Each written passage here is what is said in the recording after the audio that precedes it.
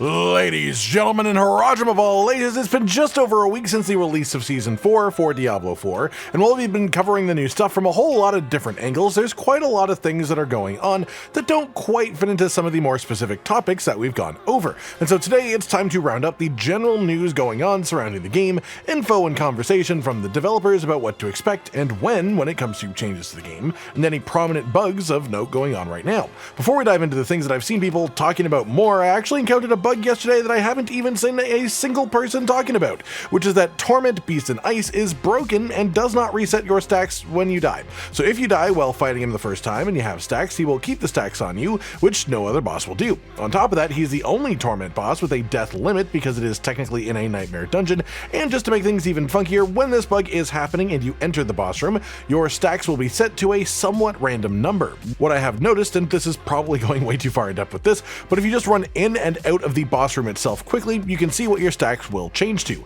And this seems to have some sort of pattern each time the bug happens. Every time you run in and out, you'll get a different number, but if you port to town and then you go back into the dungeon, you actually reset that cycle pattern. So let's say that I noticed on the fourth time I entered the room, I had only one stack. That's manageable. So you go to town to reset, back in the dungeon, and enter and exit the room without triggering the fight 4 times in a row to get back to that one stack section, and then stay in, because that's the part in the pattern where it's always one stack. Sure, I still have to take a stack guaranteed, which sucks, but it's the best way of dealing with the bug when it happens, as is. Moving on to more prominent things then, on the note of bugged bosses, there seems to be a few encounters in the pit that are scaling way harder and higher than intended. The one we have specifically called out is Blood Bishop here, who quote unquote has some items that are far too high, and to be frank, one-shots constantly, even when other bosses of the same tier are far easier to deal with. This has caused a sort of situation where part of the proper pit pushing method is just sort of rolling the dice on if you get a fair boss or not, because the boss fight is 95% of the difficulty of a pit run in later levels for most builds, which just feels like it definitely needs some balancing to at least even out, if nothing else, not just between the bosses, but between the boss and, the part of the dungeon that isn't a boss, because that part is just completely irrelevant to the actual boss difficulty. Down the line of boss bugs one further even, there is a setting in your menu called low VFX. What this does is simply reduce the particles and screen clutter of various spell effects in the game. I have had this on for months because it just makes it easier to see where you are going, and I often play things like Tornado Druid or Dust Devil Barbarian that can be quite obtrusive on your screen otherwise. One of Andariel's big attacks, the new boss, the constantly rotating fire beam that she starts at 50% health, will simply not physically show up if you have the low VFX setting on. It will show the initial starting position with a little telegraph on the ground, but then it will just rotate around invisibly, killing you if you have the setting on. I only even realized this was a thing doing this on voice with Josh and Hollow when I was confused about what had killed me, and they said the fire beam, and my reply was, what? Fire beam? And then a bit of investigating later, we found big issue. So for the meantime, honestly, I just recommend having this setting off full stop forever if you can handle it, because this, and honestly even a number of the Ghost Echo boss mechanics in pit bosses, are very poorly telegraphed as well if you have this setting on, which is very unfortunate for something that I've gotten so much use out of in the past leading up to this. Then we just have some news that you may well already be aware of if you are playing the game constantly and trying to stay up to date with it, which is just the small patch that we had to the game a couple of days ago.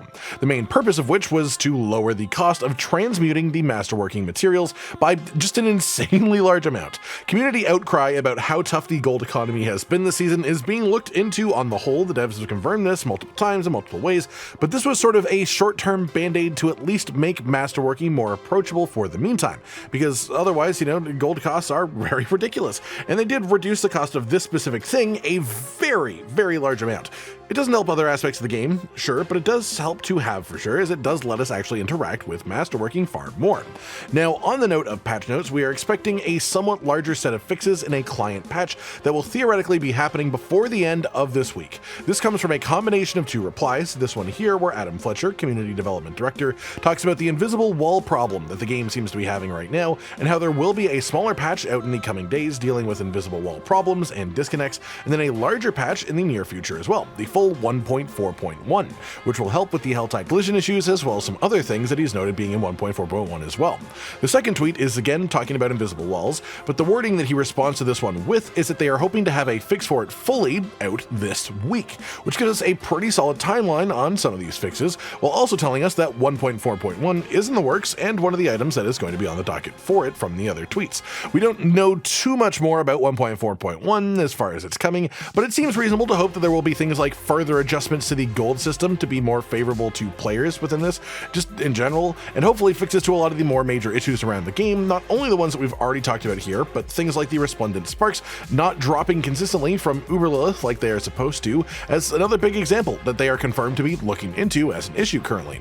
Overall, Season 4 has honestly been really quite solid. I've been enjoying it so much. I've been very impressed with how improved it feels, even over the PTR, which I did enjoy quite a bit. And that is even with all these issues that I've mentioned here today and the ones we've talked about over the last week. Because the thing is, these issues that we're talking about are all things that can be fixed. They're not inherent problems with the game. They are things that can be flicked on and off very easily. And they've already said that they plan to fix at least most of them. So if they do that right, it'll just get even better, which I'm quite hopeful to see sooner rather than later. That just about does it for today, then, everyone. Just a roundup of the last few days of news in the Diablo community that you may have missed by just keeping your head down and playing your hearts out. Like if you liked the video, subscribe to the notification bell for more, and most importantly, ladies and gentlemen, until next time, stay sweet. Josh, Cotton, and Hollow with the videos, dropping the humor like a hammer on your tippy toes, bringing entertainment on a daily arrangement to take our insanity and turn it into entertainment. Yes, I said entertainment twice, to reiterate that it is nice to look into your faces on a mostly daily basis when you let us in your homes to make the whole world a stage. Goodbye.